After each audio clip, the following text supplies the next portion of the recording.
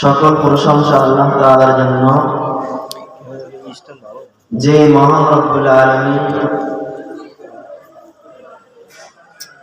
আমাদেরকে হায়াত তাইয়্যিবা দান করে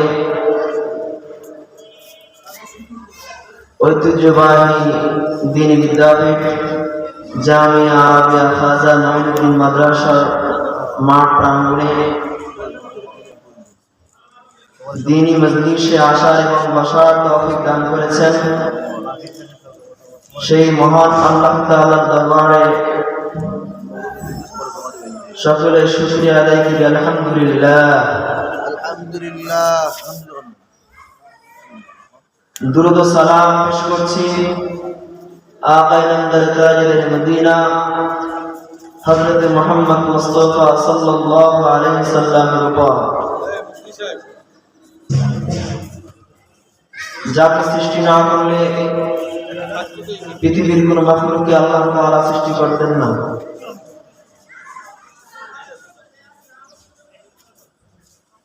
যিনি সকল নবীদের নবী, যিনি সাইয়্যিদুল মুরসালিন, যিনি শাফিউল মুজলামিন, যিনি রাহমাতুল লিল আলামিন।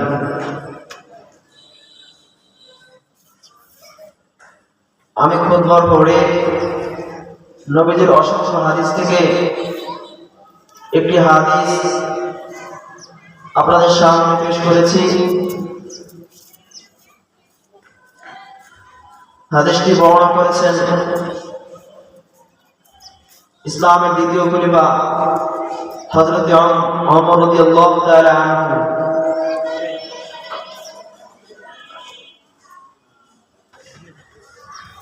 এই হাদিসটি উম্মুল হাদিস নামে পরিচিত এবং এই হাদিসকে উম্মুস সুনানও বলা হয়। হাদিসটি হাদিসে জিবরাইল নামে পরিচিত।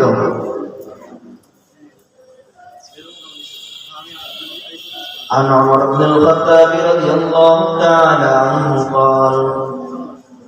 قال بينما نحن عند رسول الله صلى الله عليه وسلم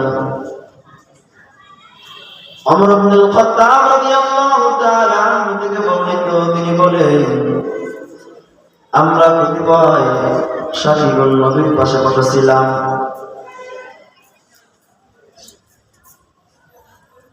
এমন অবস্থায় আমার একজন ব্যক্তি আমাদের কাছে আগমন করলেন, যে ব্যক্তির মাথার চুল ছিল কালো, গায়ে ছিল সাদা পোশাক। তিনি আগমন করে فأسند ركبتيه إلى ركبتيه ووضع كفيه على فخذيه। তিনি নবীজির হাঁটুর সাথে হাঁটু মিলালেন এবং নবীজির উরুর উপরে হাত থেকে বললেন, ইয়া মুহাম্মদ আখবিরনি আনিল ইসলাম। হে পয়গম্বর মুহাম্মদ, আপনি আমাকে খবর দিন যে ইসলাম কি, ইসলাম সম্পর্কে আপনি আমাকে বলুন। তখন নবীজি বললেন, ক্বালাল ইসলামু আন তাশহাদা আল্লা ইলাহা ইল্লাল্লাহ ওয়া আন্না মুহাম্মাদার রাসূলুল্লাহ।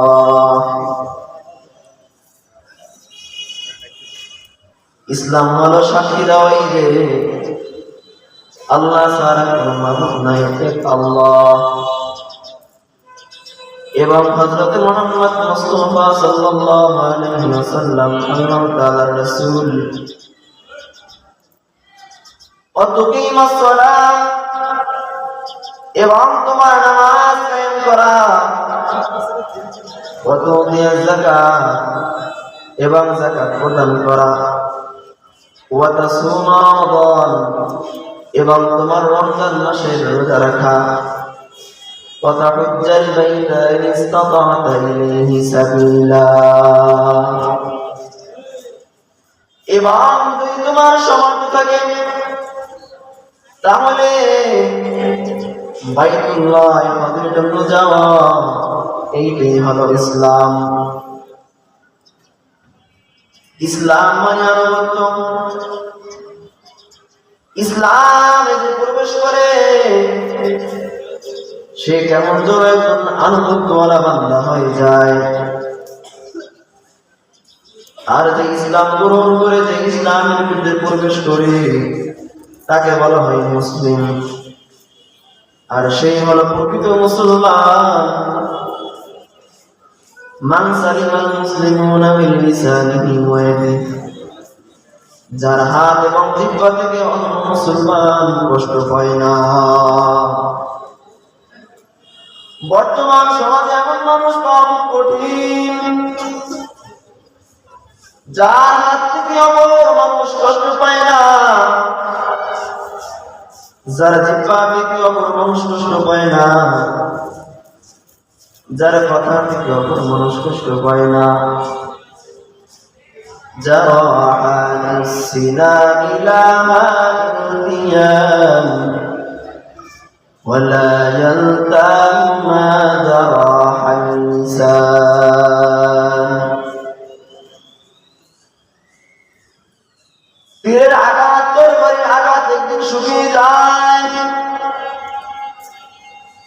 কিন্তু মানুষকে মুখের দ্বারা, জবানের দ্বারা, জিহ্বার দ্বারা যেই কষ্ট দেওয়া হয়, কথার দ্বারা যেই কষ্ট দেওয়া হয়, এই কথার কষ্ট যখন মানুষের অন্তরে বিদ্ধ হয়, এই কথার দ্বারা যে মানুষ আঘাত পায়, এই আঘাত মানুষ কখনোই ভুলে না। ওরে মুসলমান, যদি প্রকৃত মুসলমান হইতে চাও, এই হাত দ্বারা কাউকে কষ্ট দেওয়া যাবে না, এই জিহ্বা দ্বারা কাউকে কষ্ট দেওয়া যাবে না, জবান দ্বারা কাউকে কষ্ট দেওয়া যাবে না। আমরা তো অনেকেই প্রকৃত মুসলমান দাবি করি, কিন্তু আমল করার ক্ষেত্রে আমাদের অনেক কমতি আছে। অথবা কি বললেন, হে পয়গম্বর, ফাখবিরনি আনিল ঈমান, আপনি আমাকে বলুন ঈমান সম্পর্কে, ঈমান কি? তখন পয়গম্বর বললেন, قال الإيمان أن تؤمن بالله وملائكته وكتبه ورسله واليوم الآخر। ঈমান হলো তোমার সাক্ষী দেওয়া, ঈমান হলো তোমার ঈমান আনা একমাত্র আল্লাহর উপর ঈমান আনা, ওয়া মালাইকাতিহি সকল ফেরেশতাদের উপর ঈমান আনা, ওয়া কুতুবিহি ওয়া রুসুলিহি সকল কিতাবসমূহের উপর ঈমান আনা, এবং সমস্ত রাসূল সমূহের ঈমান আনা। যেই সকল রাসূল আল্লাহ পাক এই দুনিয়ার মানুষের হিদায়াতের জন্য পাঠিয়েছেন, সেই পৃথিবীর সৌলগ্ন থেকে এই পর্যন্ত আমাদের পয়গম্বর পর্যন্ত যত পয়গম্বরগণকে এই দুনিয়াতে পাঠিয়েছেন, সকল পয়গম্বরের উপর ঈমান আনা এবং আখিরাত দিবসের উপর ঈমান আনা এবং তাকদীরের ফলমন্দের উপর ঈমান আনা। আমরা যখন কোনো বিপদে পড়ি, অনেক সময় মুখ দিয়ে বলে ফেলি যে আল্লাহ কি আমাকে শুধু দেখেছে, দুনিয়াতে আর কি কোনো মানুষ নাই। যখন অনেকের সন্তান মারা যায়, অনেক সময় বলে ফেলি যে আল্লাহকে শুধু আমার সন্তানকে দেখেছে, আর কোনো কাউকে দেখে নাই, আমার সন্তানকে দুনিয়া থেকে নিয়ে গেল। এইটা তো তাকদীরের উপর ঈমান আনলাম না। জীবনে চলার পথে সকল ভালো-মন্দ, সকল বিষয়ের উপর ঈমান আনা। আল্লাহ যদি আমার কোনো ভালো চান, সেটাও আমার জন্য ভালো, আর আল্লাহ যদি আমার জন্য কোনো খারাপ চান, সেটাও আমার জন্য মঙ্গলজনক। তখন কি বললেন? অতঃপর তিনি বললেন, فأخبرني عن الإحسان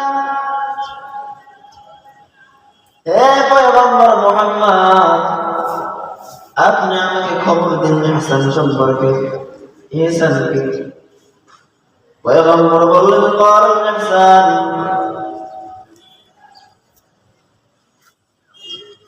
ইহসান হলো তুমি ইবাদত করতেছো তুমি মনে মনে মনে করবা যে আল্লাহ তাআলা তোমাকে দেখতেছে আর যদি তোমার এরকম হালত না হয় আর তুমি মনে করবা যে তুমি আল্লাহকে দেখতেছ আর তুমি যদি আল্লাহকে দেখতে না পাও তুমি মনে মনে খেয়াল করবা আল্লাহ তোমাকে দেখতেছে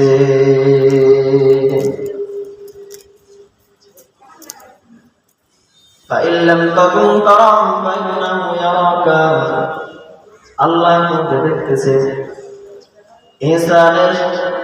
ইহসান হলো দুই রকমের এক হলো শাহেদ বান্দা তুমি যদি শাহেদের পর্যায়ে পৌঁছাও فإن لم تكن تراه فإنه يراك তুমি যদি ইবাদত করার সময় মনে করো আল্লাহ আমাকে দেখতেছে আল্লাহ আমাকে দেখতেছে ওই ইবাদতের ভিতরে কোনো ফল সৃষ্টি হবে না ওই ইবাদতের ভিতরে অহংকার আসবে না কারণ তোমার ইবাদতটা একমাত্র আল্লাহ দেখতেছে তোমার কর্ম একমাত্র আল্লাহ দেখতেছে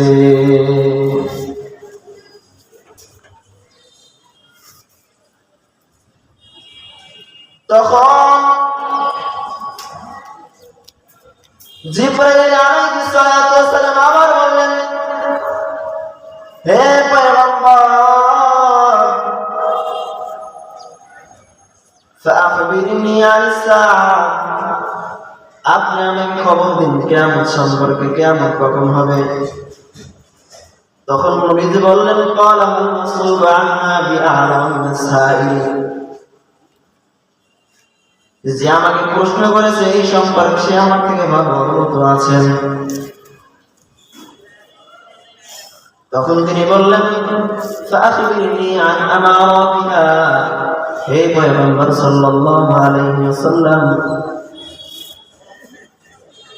আপনি যে বলবেন না কিয়ামত কবে হবে তবে আপনি বলুন কিয়ামতের আলামত কি তখন নবী বললেন أن تلد الأمة ربتها وأن ترى الحفاة العراة العالة رعاء الشاع يتطاولون في البنيان যখন তুমি দেখবে যে ব্যক্তির পায়ে জুতা পরার মতো সামর্থ্য নাই যার গায়ে পোশাক পরার মতো সামর্থ্য নাই এবং পুকুরি রাখা এরা দেখবে এরা দেখবা বড় বড় দালান করার জন্য বড় বড় ইমারত করার জন্য চিন্তা করে বর্তমান সমাজে আমার অবস্থা শিক্ষিত মানুষের কোনো দাম নাই ভালো মানুষের কোনো দাম নাই আলিম ওলামার কোনো দাম নাই দেখবেন এক সময় যে টাকা ছিল না কোনো সম্পদ ছিল না যারা নিজের নামটা লিখতে গরম ভেঙে যায় এমন এমন ব্যক্তিরা বর্তমান সময়ে শিল্পপতি এমন ব্যক্তিরা বর্তমান সময়ে বিভিন্ন জায়গায় নেতৃত্ব দেয় এমন এমন ব্যক্তিরা এলাকার মেম্বার এমন ব্যক্তিরা এলাকার চেয়ারম্যান যাকে সূরা ফাতিহা জিজ্ঞাসা করলে বেহুশ হয়ে যাবে সূরা ফাতিহা বলতে পারবে না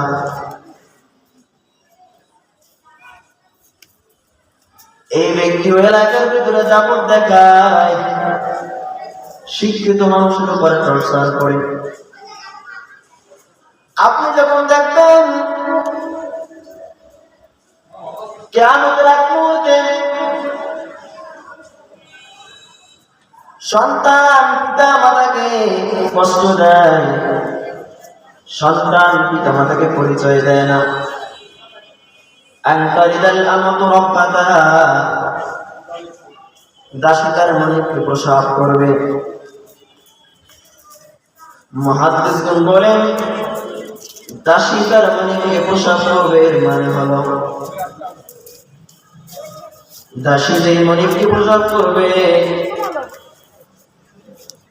সেই দাসী যখন আজাদ হয়ে যাবে, ওই প্রসব করা সন্তান ওই দাসী আবার সে ব্যবহার করবে, সে তার মালিক হবে। কেউ কেউ বলেন যে কিয়ামতের আগ মুহূর্তে পিতা মাতা সন্তানের কাছে কোনো মূল্য পাবে না, সন্তান পিতা মাতার সাথে দাসের মতো আচরণ করবে, সন্তান পিতা মাতার সাথে এমন খারাপ ব্যবহার করবে, গায়ে হাত তুলবে, কঠোর ভাষায় গালি দেবে। ওরে মুসলমান, আল্লাহ পাক রব্বুল আলামিন আমাদেরকে এই সকল ফিতনা থেকে হেফাজত করুন। আল্লাহ তাআলা কোরআনুল কারীমে বলেন ওয়া ক্বাদা রাব্বুকা আল্লা তা'বুদু ইল্লা ইয়্যাহু ওয়া বিল ওয়ালিদাইনি ইহসানা। প্রভুর আদেশ একমাত্র তার ইবাদত করবে, একমাত্র তার ইবাদত করবে এবং পিতা মাতার উপরে ইহসান করবে। ইহসানের বদলা ডাবল হয়। কেউ যদি আপনার উপরে ইহসান করে তার বদলা হলো ডাবল। পিতা মাতা আপনার ছোট সময় যদি আপনাকে একটি কাপড় দিয়ে থাকে, যখন আপনি প্রাপ্তবয়স্ক হবেন, পিতা মাতা যখন বৃদ্ধ হয়ে যাবে, তখন পিতা মাতাকে ডাবল দেবেন। এইটা হলো ইহসান। কিন্তু না,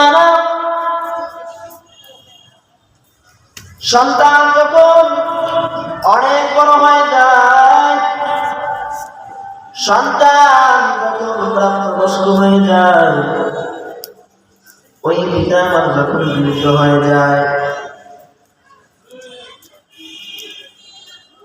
ওই সন্তান পিতা মাতাকে তো পরিচয় দেয় না, ওই সন্তান পিতা মাতাকে বৃদ্ধাশ্রমে নিয়ে যায়।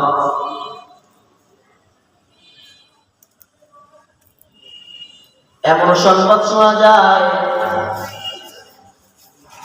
এক মায়ের কয়েকটি সন্তান আছে, সবাই সরকারি চাকরিজীবী, কিন্তু সেই মায়ের অবস্থান কোনো বাসায় না, কোন সন্তানের বাসায় না, কোন সন্তানের ঘরে না। সেই মায়ের জায়গা হলো সেই বৃদ্ধাশ্রম। খুব দুঃখের বিষয়, আল্লাহ পাক রব্বুল আলামিন যেখানে আদেশ করেছেন পিতা মাতার উপরে ইহসান করার জন্য, সেখানে আমরা আল্লাহ তাআলার আদেশকে লঙ্ঘন করে পিতা মাতার উপর অত্যাচার করি। আমরা অনেকে পিতা মাতার সাথে খারাপ ব্যবহার করি। তওবা করো ওরে মুসলমান, যারা পিতা মাতার সাথে খারাপ ব্যবহার করো, আজ থেকে তওবা করো যে আজ থেকে পিতা মাতার সাথে খারাপ ব্যবহার করবো না। আজ থেকে পিতা মাতার পায়ে হাত দিয়ে মান চলো, তাদের থেকে ক্ষমা নিয়ে আজ থেকে পিতা মাতার সাথে খারাপ ব্যবহার করবো না।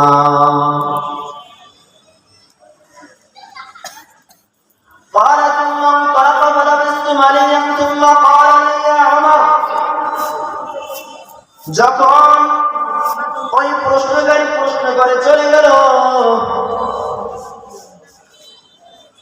তখন নবীজি বলতেছে আল্লাহ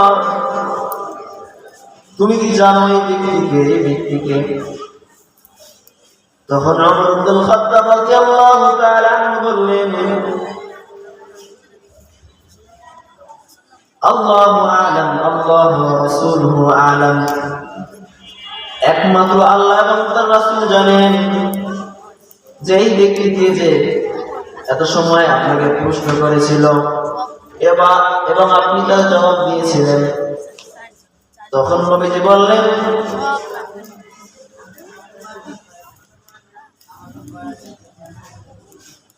এই ব্যক্তি হলো হযরত জিবরাইল আলাইহিস সালাতু ওয়াস সালাম, ইউআল্লিমুকুম দীনাকুম, সে তোমাদেরকে দ্বীন শিক্ষা দেওয়ার জন্য এসেছিল, সে তোমাদেরকে দ্বীনের আহকাম শিক্ষা দেওয়ার জন্য এসেছিল, সে তোমাদেরকে ইসলামের আহকাম শিক্ষা দেওয়ার জন্য এসেছিল।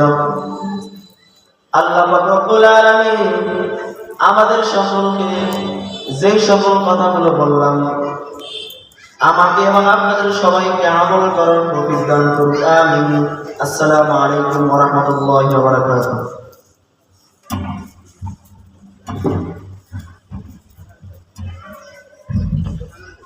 মাশাআল্লাহ, আলহামদুলিল্লাহ, জাযাকুল্লাহু তাআলা ওয়া আহসানাল জাযা। ইসলাম প্রিয়